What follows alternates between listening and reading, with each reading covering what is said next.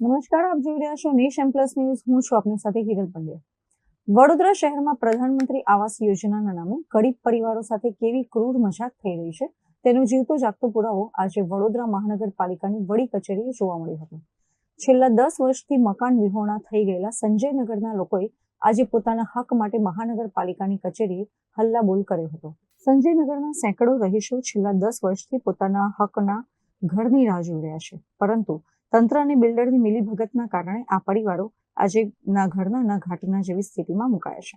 હાઈકોર્ટના આદેશ છતાં મકાનો ન મળતા અને ઉપરથી બિલ્ડરે ભાડું પણ બંધ કરી દેતા આજે રોષે ભરાયેલા રહીશોએ કોર્પોરેશન કચેરી ગજવી મૂકી હતી.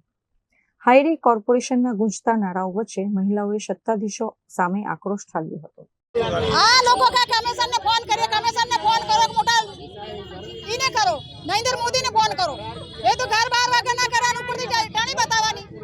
હે ભાડા કઈ દી લાઈન ભરવાના? અમાર જાય વિધવા કઈ જાય કમાવા? એ ભાડા ભરીએ, રહેવાના ઠેકાણા નહીં, અગવાના ઠેકાણા નહીં. ખેતરમાં જઈએ લોકો પથરા મારે, કઈ જવાનું અમારે? હે હા, મરણ દાખલા કઈથી લાવીએ? સરકારે હું અમારા કરી આપે તો મરણ દાખલા લાવીએ, કઈથી લાવવાના? આટલી બધી તકલીફ પડે છે કે અમારે હદ વગર સરકાર શું કરે?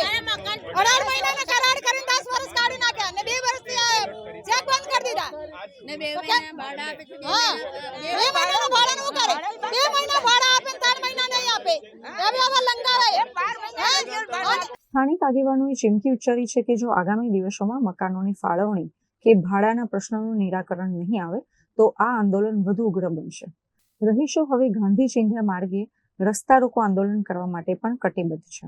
હાલ તો પાલિકાના અધિકારીએ આશ્વાસન આપ્યું છે, પરંતુ વર્ષોથી છેતરાયેલી જનતા હવે વાયદાઓથી સંતુષ્ટ નથી. તેમને તો માત્ર પોતાના ઘરની ચાવી જોઈએ છે. આ જે વારસિયા સંજયનગર છે, જે 9 વર્ષ પહેલા તોડી નાખવામાં આવ્યું હતું અને ત્યાં આગળ લોકોને એવું કહેવામાં આવ્યું કે 36 મહિનામાં તમને ફ્લેટ ટાઈપ આવાસ યોજનાના મકાન બનાવીને આપીશું. પ્રધાનમંત્રી આવાસ યોજના બનવાની છે, પીપીપી ધોરણ ફ્લેટ ટાઈપ આવાસનું પ્રોજેક્ટ છે.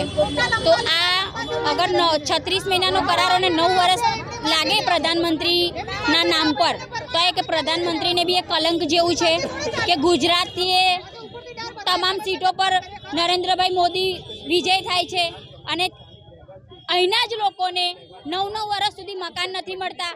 2000 રૂપિયા જે મહાનગરપાલિકા ભાડું આપવાની વાત કરે છે, એ ભાડું પણ આ લોકો સમય મર્યાદામાં ચૂકવી નથી શકતા. અત્યાર સુધીમાં આ લોકોએ લગભગ 62 ચેક ચૂકવ્યા છે. હજુ 46 મહિનાનું ભાડું પેન્ડિંગ બોલે છે. 46 મહિનાનું ભાડાનું કાઉન્ટિંગ કરીએ તો 18 કરોડ 40 લાખ રૂપિયા જેટલું ભાડું પબ્લિકનું પેન્ડિંગ બોલી રહ્યું છે.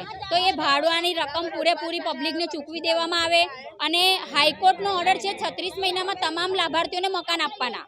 પબ્લિક ફેવરમાં કેસ આવેલો છે, તો 10મા મહિનામાં હાઈકોર્ટના ઓર્ડરને 36 મહિના પૂરા થાય છે. તો આ લોકો શું 6 મહિનામાં મકાન પૂરેપૂરા બનાવીને પબ્લિકને આપી દેવાના છે?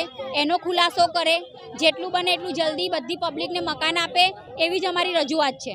Bureau report, nation plus news, Vadodara. સમાચારોના સતત અપડેટ મેળવવા માટે અમારી નેશન પ્લસ ન્યૂઝની યુટ્યુબ ચેનલને સબસ્ક્રાઇબ કરો, બેલ આઇકન દબાવો અને જોડાયેલા રહો ફેસબુક, ઇન્સ્ટાગ્રામ અને ટ્વિટર પર.